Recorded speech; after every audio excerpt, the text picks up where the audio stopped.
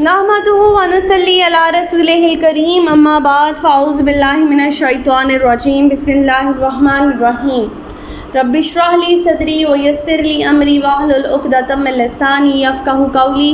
अस्सलामु अलैकुम व रहमतुल्लाहि व बरकातुहू। सिरात मुस्तक़ीम में आप सबको खुश आमदीद।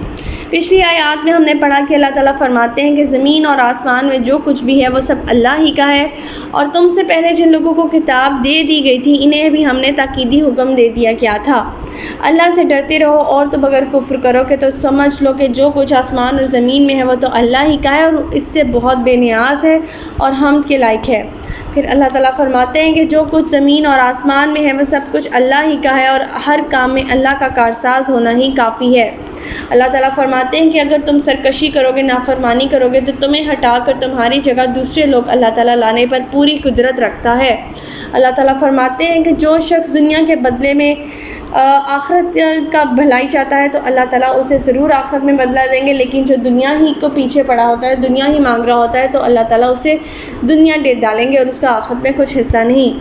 फिर अल्लाह ताला फरमाते हैं कि ऐ ईमान वालो, अल्लाह की खातिर अदल और इंसाफ पर कायम रहो, और अदल और इंसाफ पर गवाही देना ख्वाह मुखालफत में तुम्हारे रिश्तेदार, वालिदैन, अजीज़, क़राबादार ही क्यों न हो।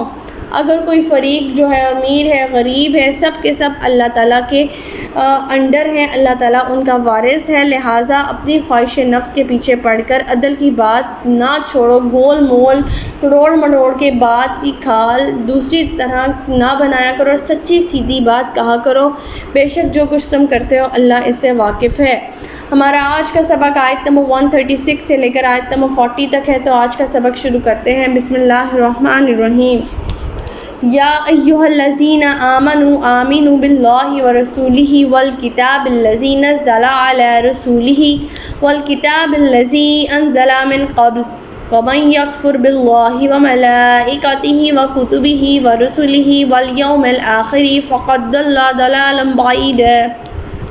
ऐ ईमान वालो, खलूसे दिल से अल्लाह पर और इसके रसूल पर और इस किताब पर ईमान लाओ जो इसने अपने रसूल पर नासिल की है, नीज़ इस किताब पर भी जो इससे पहले इसने नासिल की थी। और जो शख्स अल्लाह और इसके फ़रिश्ते और इसकी किताबों और इसके रसूल और रोज़ आखिरत का इनकार करे तो वह गुमराही में बहुत दूर तक चला गया। यहाँ पर अल्लाह ताला ने ईमान के तकाज़े बताए हैं। आमिनू का मतलब है लोगों जो तुम में मोमिनों की जमात में शामिल हो चुके हो, और आमनू का मतलब है खलूस नीयत, सच्चे दिल और पुख्ता अज़म और संजीदगी के साथ ईमान लाओ। अपनी सोच में, अपने अमल में, अपने रवैये में, अपने नज़रियात में, अपने मजाक, अपने किरदार, अपनी दोस्ती, अपनी दुश्मनी, नीज़ अपने हर मामलात में सच्चे दिल से ईमान लाओ और इंसाफ पर कायम रहो।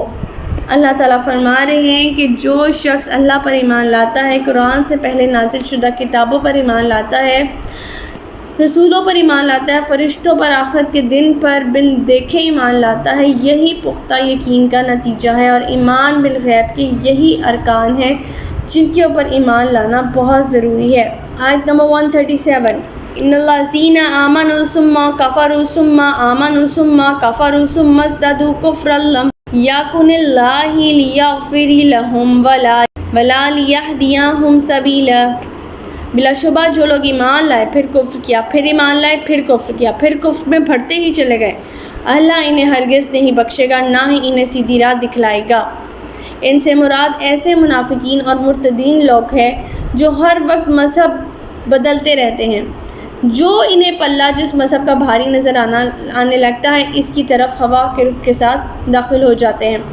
अपने हालात के मुताबिक, अपने मूड स्विंग्स के अकॉर्डिंग जो है अपने मज़हब बदलते हैं। ऐसे लोगों का अंजाम क्या है कि ऐसे लोगों को अल्लाह ताला हरगिज़ नहीं बख्शेगा और ना ही ऐसे लोगों को सीधी राह दिखलाएगा।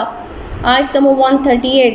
बश्शिरिल मुनाफिकीन बिअन्ना लहुम अज़ाबन अलीमा। मुनाफिक लोगों को आप सल्लल्लाहु अलैहि वसल्लम ये मरसा सुना दीजिए कि इनके लिए दर्दनाक अज़ाब तैयार है। आयत नंबर 139। निल्लज़ीना यत्तख़िज़ूनल काफ़िरीना औलिया मिन दुनिल मुअमिनीन अयब्तग़ूना इंदहुमुल इज़्ज़त फ़इन्नल इज़्ज़त लिल्लाहि जमीआ। जो मोमिनों को छोड़कर काफिरों को दोस्त बनाते हैं, तो क्या ये लोग काफिरों के यहाँ इज़्ज़त चाहते हैं?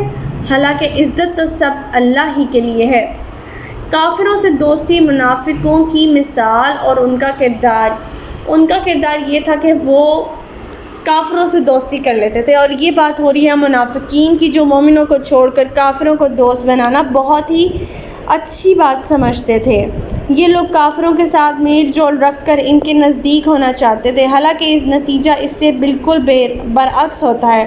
دھوبی کا کتا نہ گھر کا رہتا ہے نہ گھاٹ والی بات ہو جاتی ہے۔ ایسے منافقین مسلمانوں کی نظروں سے بھی گر جاتے ہیں، کافروں کی نظروں میں بھی ذلیل ہوتے رہتے ہیں، ہر جگہ اپنا اعتماد کھو دیتے ہیں۔ آپ صلی اللہ علیہ وسلم نے فرمایا، منافق کی مثال بکریوں کے دو گلوں کے درمیان پھرنے والی بکری کی سی ہے، جو کبھی اس گلے میں جاتی ہے کبھی اس گلے میں، اور یہ مسلم کی حدیث ہے۔ یہ بات بھی قابل غور ہے کہ منافق لوگ کافروں سے میل جول اس لیے رکھتے ہیں کہ ان کے ہاں وہ معتبر، مقبول اور معزز بن سکیں، لیکن کیا ہوتا ہے کہ اللہ تعالیٰ ان کافروں کو ہی جن کے ہاں یہ عزت تلاش کر رہے ہیں انہی کے ہاتھوں ذلیل کر رہے ہوتے ہیں۔ اب انہیں عزت بھلا کہاں سے مل سکتی ہے؟ آیت نمبر 140، وَقَدْ نَزَّلَ عَلَيْكُمْ فِي الْكِتَابِ أَنْ إِذَا سَمِعْتُمْ آيَاتِ اللَّهِ يُكْفَرُ بِهَا وَيُسْتَهْزَأُ بِهَا فَلَا تَقْعُدُوا مَعَهُمْ حَتَّى يَخُوضُوا فِي الْحَدِيثِ غَيْرِهِ إِنَّكُمْ إِذًا مِثْلُهُمْ إِنَّ اللَّهَ جَمِيعُ الْمُنَافِقِينَ وَالْكَافِرِينَ فِي جَهَنَّمَ جَمِيعًا۔ اللہ تعالیٰ اپنی کتاب میں یہ حکم پہلے نازل کر چکا ہے کہ جب تم سنو کہ آیات الہی کا انکار کیا جا رہا ہے اور ان کا مذاق اڑایا جا رہا ہے تو وہاں ان کے ساتھ مت بیٹھو یہاں تک کہ یہ لوگ کسی دوسری باتوں میں نہ لگ جائیں، ورنہ تم بھی اس وقت انہی کے جیسے ہو جاؤ گے۔ بلا شبہ اللہ تعالیٰ منافقوں اور کافروں کو جہنم میں جمع کرنے والا ہے۔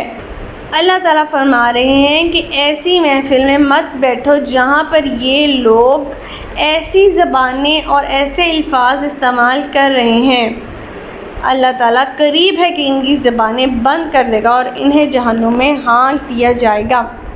آپ صلی اللہ علیہ وسلم نے فرمایا، تم میں سے جو شخص کوئی برا کام کرتا ہوا دیکھے تو اسے چاہیے کہ اسے اپنے بازو سے روکے، اگر وہ ایسا نہیں کر سکتا تو زبان سے منع کرے، اگر اتنی بھی طاقت نہیں تو کم از کم دل ہی میں برا سمجھے، اور یہ ایمان کا کمزور تر درجہ ہے۔